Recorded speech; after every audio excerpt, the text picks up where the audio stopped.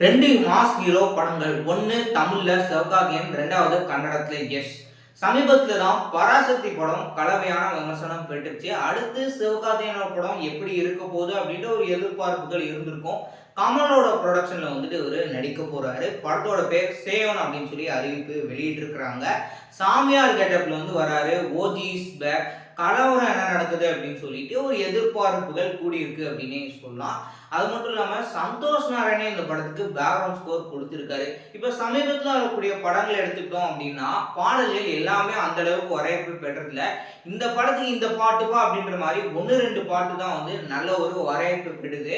So October மாதத்தை படத்தை வெளியிட போறாங்க. அதுக்குள்ள எத்தனை பாடல்கள் நல்ல ஒரு ரெஸ்பான்ஸ் கிடைக்க போகுது அப்படின்னு சொல்லி பொறுத்து தான் பார்க்கணும். இப்போதைக்கு டீசரை மட்டும்தான் வெளியிட்டு இருக்கிறாங்க. ஸோ படம் ஓஜி இஸ் பேக் அப்படின்னு சொன்னதுக்கு பயங்கரமான ஒரு வெயிட்டான ஒரு படமா இருக்குமா, இல்லை அவங்க சொன்னது ஒரு ஃபன் மாதிரி கொண்டுட்டு போவாங்களா அப்படின்னு சொல்லி படம் பார்த்தா தெரியும். ஒரு ஹைப் கிரியேட் பண்றதுக்கு கூட இந்த அளவுக்கு டீசர் ப்ரெசென்ட் பண்ணலாம்.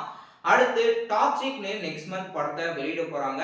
கேஜிஎஃப் படம் எப்படி ஒரு அடிதடியான ஒரு ஆக்ஷன் மூவியா இருக்குமோ அதே மாதிரியே இந்த படமும் இருக்க போது. கீது மோகன்தாஸ் இந்த படத்தை டைரக்ட் பண்ணியிருக்காரு.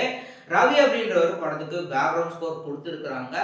யஷ் அவர் பண்றக்கூடிய அந்த ஒரு கன் ஷூட் ஆகட்டும், இல்லை டபுள் ஆக்ஷன்ல ஆக்ட் பண்ணியிருப்போரோ அப்படின்ற மாதிரியான ஒரு கியூரியாசிட்டி கிரியேட் பண்ணியிருக்காங்க. பொறுத்து பார்ப்போம் நெக்ஸ்ட் மந்த் எந்த அளவுக்கு இந்த படம் ரெஸ்பான்ஸ் கிடைக்க போகுதுன்னு.